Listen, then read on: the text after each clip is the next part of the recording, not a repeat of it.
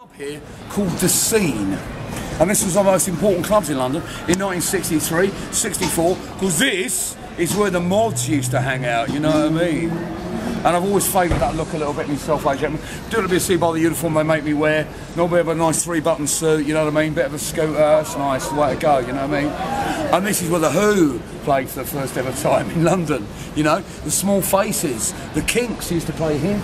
But there was a little band playing here in 1964, and the Beatles came down to check them out. Of course, the Rolling Stones. Now, the Beatles had seen the Stones the year before in Twickenham. They didn't get a chance to chat with them. And as far as them being rivals goes, the first time John Lennon ever saw the Stones, he turned to Paul McCartney and he said, "Paul, we were like this. We were like this before Brian cleaned us up.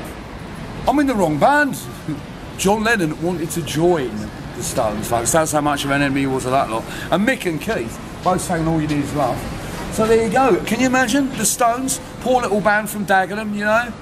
Little band, one of their first dates ever in London. Suddenly the biggest band in the world walks through the door, and they didn't realise there were fans of theirs already. So there you go, folks. You know, the older I get, the more I realise comparing the Beatles and the Stones, it's like comparing, you know, a cathedral and a spaceship, isn't it? Depends what you want, you know? Both are equally brilliant in their own way. Oh man, I love the Stones. And by the way, Sir Michael Jagger, who saw that one coming, you know what I mean? If you'd have told me 20 years ago, even 20 years, that Mick Jagger would have got knighthood, I would have said you're ridiculous, you know? That's a real refugee from the 60s thought, but there you go, guys. And what I think is, if Mick's got a knighthood, let's get Keith in the House of Lords. He looked great in the outfit.